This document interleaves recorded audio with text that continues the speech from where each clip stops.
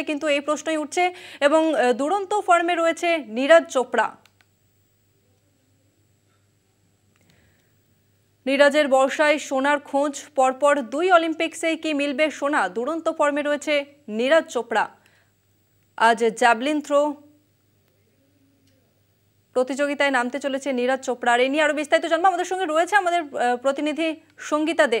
সঙ্গীতা, নীরজের বর্ষায় সোনার খোঁজ কি মিলবে, এটাই এই মুহূর্তে সব থেকে বড় প্রশ্ন, কি বলবে?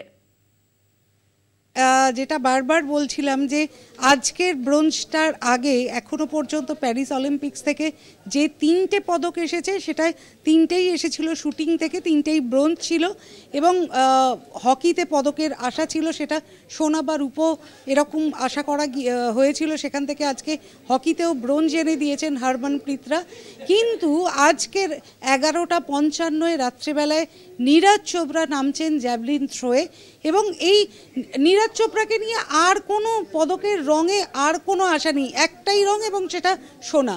এবং নীরজ চোপড়া, যেটা তুমি বললে যে নীরজের বর্ষায় সোনার খোঁজ আসবে কিনা, মানুষ কিন্তু গোটা আপামর ভারতবাসী কিন্তু এই সোনার খোঁজ ছাড়া নীরজের বর্ষা থেকে আর কিছুই দেখছেন না। তার পিছনে অবশ্য এই প্রত্যাশাটাকে আরও বেশি বাড়িয়ে দেওয়ার পিছনে নীরজই রয়েছেন। তিনি যে থ্রোটা করেছেন যোগ্যতা অর্জন পর্বে 89.34, গত 2 বছরে এটাই কিন্তু নীরজ চোপড়ার সেরা থ্রো, যেটা প্যারিস অলিম্পিকে যোগ্যতা অর্জনে তিনি করেছেন।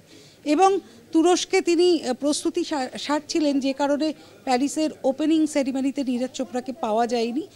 তিনি অলিম্পিক শুরু হওয়ার মাঝে ভারতীয় দলের সঙ্গে এসে যোগ দিয়েছিলেন এবং প্যারিসে পৌঁছেই বলেছিলেন যে এবার সেই সময় এসে গেছে এবং সেটা সত্যিই তিনি করে দেখিয়েছেন। এবং একটা থ্রো, যেখানে 3টে করে থ্রো মারার সুযোগ থাকে, সেখানে প্রথম থ্রো এবং প্রথম থ্রোটাই ছিল 89.34, যেটা তাকে ফাইনালে যোগ্যতা অর্জন করিয়ে দিয়েছিল এবং শীর্ষে থেকে ফাইনালে যোগ্যতা অর্জন করিয়ে দিয়েছিল।